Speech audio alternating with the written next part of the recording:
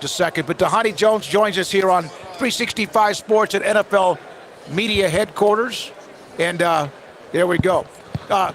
You've been around today. You've done this. Have you seen me wandering? Yeah, you're a professional. Have you seen me do these laps? I've been doing these laps for over 20 years. This is crazy. Yeah, it's a madhouse. It's called reality check.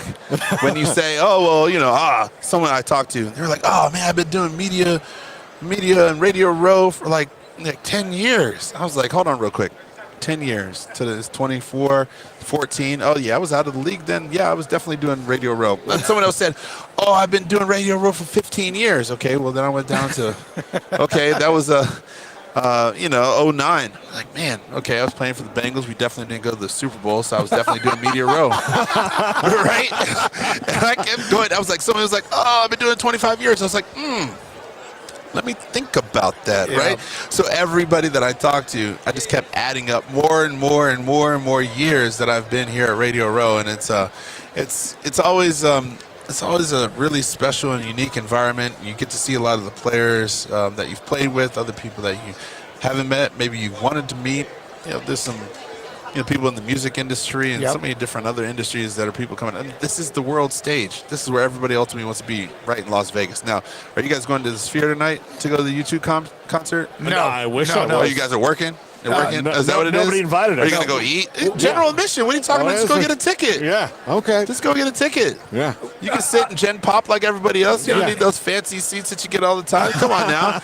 You can just throw out that media badge and be like, look, paparazzi. Hey, paparazzi coming through, paparazzi. What movie is that? That's from Cars. Okay. Yeah.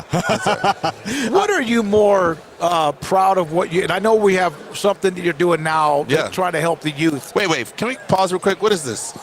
Oh, it's just what is this? What is this? What is this? I know. What it's is this? Disgusting. This should be in alignment with those that are coming on your show. What are you talking about? My face should be right here. Right here. Am I on that one? Okay. Hold on. No, wait. I just want to see. Oh, there it is. Okay. Yeah. What is this? What is this? I know enough about This is a private equity-owned college football team. What are you talking about?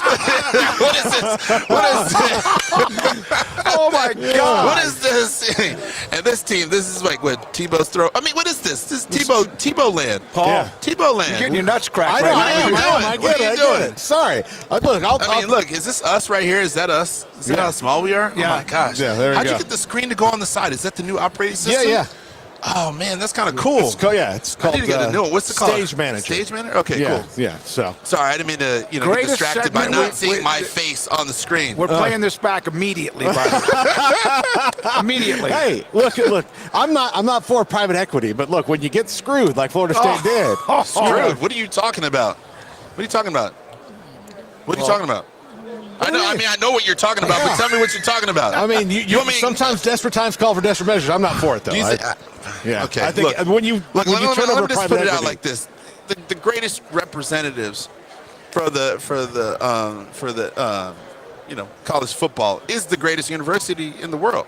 And that's the University of Michigan, period, point blank. Yeah. Discussion, all right? That's just what it is. We're the greatest university. We reset the scale.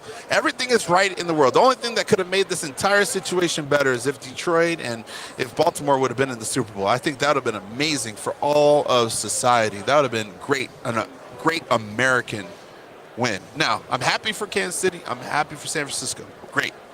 But for America, I think America would have loved that. Can you imagine Detroit fans here? No, what? no, No. Oh, my gosh. The casinos would have been crazy. The amount of money people would have spent would have been insane, right? Yeah. The parties would have been off the chain. And it would have been the first time here. Because of that, they would have the massive crowd. You're right. Massive crowd. It's been forever for them. I mean, Radio Row would have been crazy. You guys would have all kinds of interviews. You wouldn't have to deal with crazy people like myself. No, hey.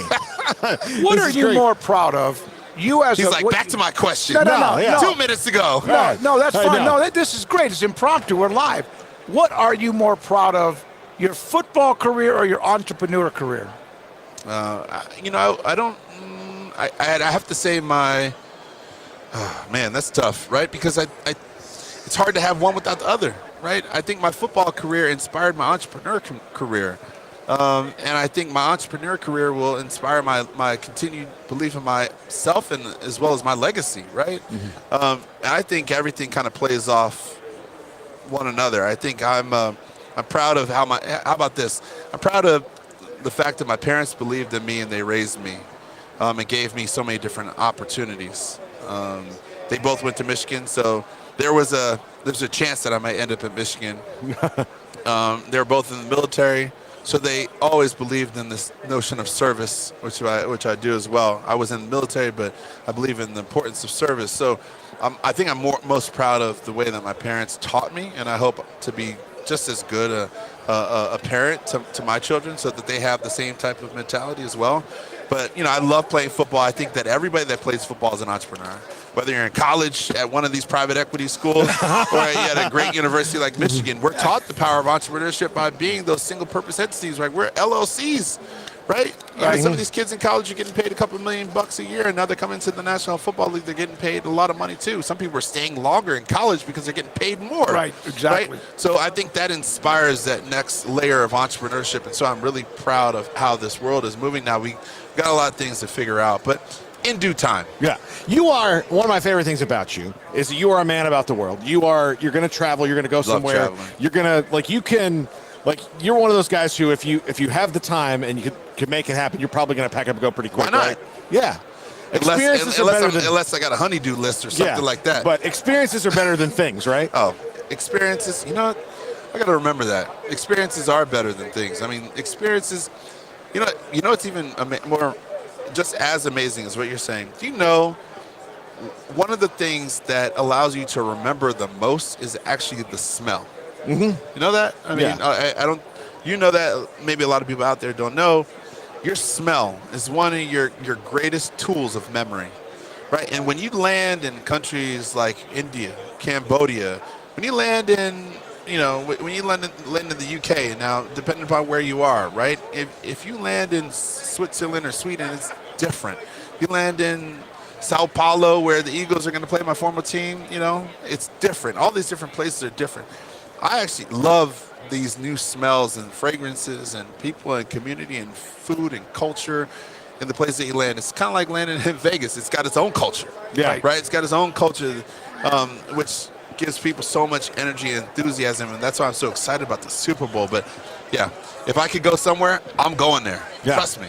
What's your most recent trip? My most recent trip, I was in Indonesia, and before that, I was in not Cambodia. Where was I? I was in Cameroon. Sorry. Okay. I was in Cameroon fishing. I was fly fishing, outside Douala.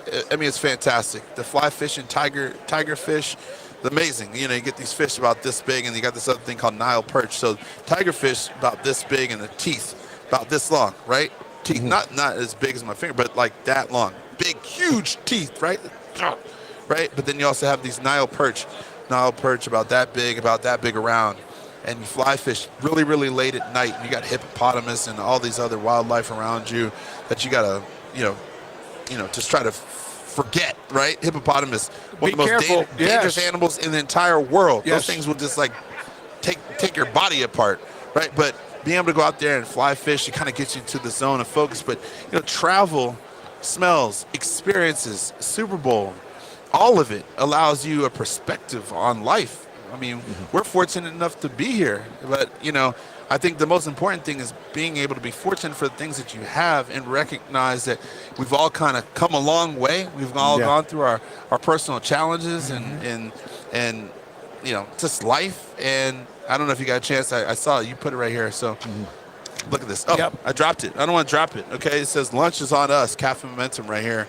Over there in the corner. I don't know if you got lunch from Cafe Momentum, but these young people, they might not have had the opportunity to travel, to go fishing, and to be able to play, in the NFL or different things. They've been, justice involved at-risk youth that have been through the juvenile justice system, and they're looking for their next chance at life, right? And I think that's what the power of Cafe Momentum is, and we're just trying to raise as much awareness as possible because these young people through this restaurant, which is in Dallas and Nashville and Pittsburgh and soon to be in places like Denver and hopefully get to places like Baltimore and places like Houston, are really work with these young kids so that they can find a way through society with people that empower them and that believe in them, just like people have believed in us. You wouldn't have the show if someone didn't believe in you. No, you're right.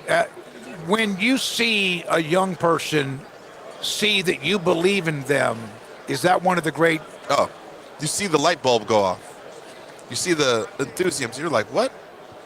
And especially if they sort of been in a challenged environment where they've had to endure different struggles or different obstacles or different circumstances in life. Not everybody has had all the tools, so to speak, right?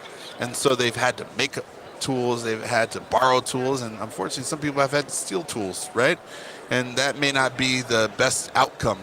But if people are giving new tools to open new doors, they're able to find their way through to a new world. And that's what Cafe Momentum really represents. And Stand Together Foundation and Players Coalition and the NFL all support it. And you see Sean Alexander running around here, and some of the ambassadors who are part of those at-risk youth, they're running around here too. So I'd invite you to have them on your show and tell their story firsthand. Cafe Momentum. And again, love the segment with you, man. Appreciate what you're doing. Having me. I appreciate it. So go to cafemomentum.org/Super Bowl and you can find out about it. Make sure you go tomorrow if you didn't go today. We'll go get some. Go have we'll grab some 11 lunch. to 1 p.m. Dhani Jones with us, and what a great segment it has been in Vegas at Super Bowl 58.